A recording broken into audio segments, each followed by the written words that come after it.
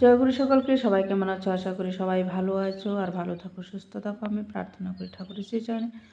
আজকে রান্না করে নিয়ে এসেছি আমি দুর্দান্ত স্বাদের আমার ডালের বড়া তরকারি। আমার ডালের বড়া তরকারিটা কীভাবে রান্না করেছি সবাই একটু ভিডিওতে দেখো।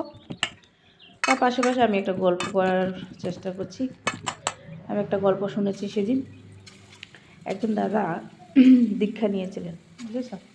তো দীক্ষা নিতে চাইছিলেন না, তো আরেকজন ঋত্বিক দাদা ওনাকে দীক্ষা দিয়েছেন।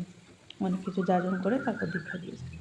দীক্ষা নেওয়ার পরে যেদিন দীক্ষা নিয়েছেন ওই দিনই দাদাটা কী হয়েছে, পরে গিয়ে পাটা ভেঙে গেছে, পাটা মুচড়ে গেছে। তারপর ঋত্বিক দাদাকে গিয়ে এমন গালিগালাজ করছে যে আপনি আজকে আমাকে দীক্ষা দিয়েছেন, আজকে আমার এত বড় একটা অ্যাক্সিডেন্ট হয়েছে, পাটা মুচড়ে গেছে, পাটা এখন ব্যথা করছে।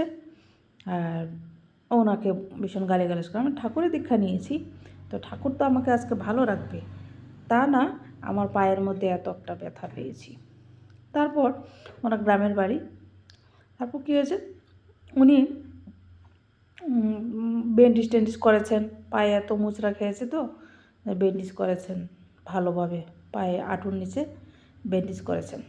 তারপর রাত্রিবেলা ওনার টয়লেট হয়েছে, তো রাত্রিবেলা গ্রামের বাড়িতে বাইরে টয়লেট, তো গিয়েছেন। তো গিয়ে টয়লেটে যখন গেছেন তখন বিরাট একটা সাপ কী হয়েছে, সাপ এসে ওনার ছোবল দিয়েছে একদম ব্যান্ডেজের উপরে।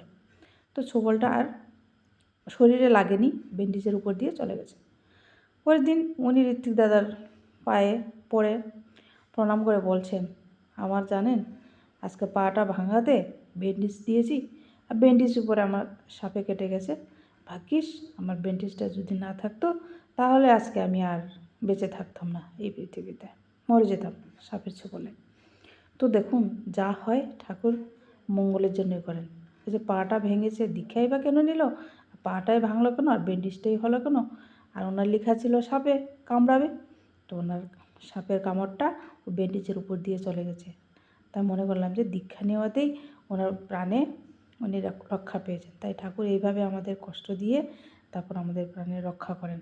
তো কষ্ট পেয়ে যেন আমরা ঠাকুরকে না ভুলি, সেটাই এটার মধ্যে প্রমাণ পেয়েছি। আর আজকে ডালে বড়া তরকারিটা আমি সুন্দর করে মশলা টশলা সাঁতলে নিয়েছি।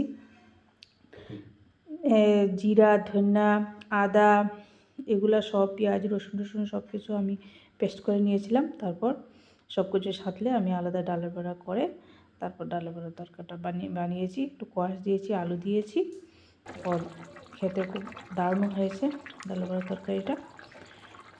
তো আমার ডালের বড়ার তরকারিটা কেমন হয়েছে সবাই একটু কমেন্টের মাধ্যমে বলবে। আর সবাই তো কত সুন্দর সুন্দর তরকারি করো, আমি তো রাঁধতে জানি না, তবু আমি চেষ্টা করি, আমি যা রান্না করি তাই তুলে ধরার চেষ্টা করি। পাশে আমি ডাল সম্বার দিয়েছি, সেটা উঠিয়ে নিয়েছি।